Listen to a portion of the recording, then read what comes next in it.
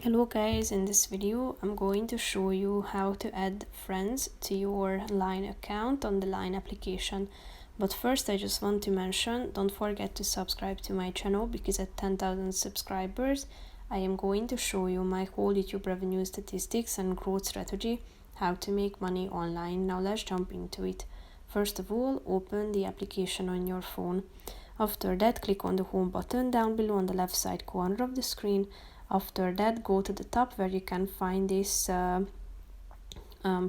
and plus icon at the top on the right side next to the settings icon. Click on it, and here you can select from three options concerning adding friends. You can invite them by clicking on the plus invite icon. Here you can choose from three options. You can invite them via text message, email, or Facebook. You can also scan the QR code for quick access to features such as adding friends, you can see, and you can also tap on the search bar and search for your friends by typing in their ID or their phone number.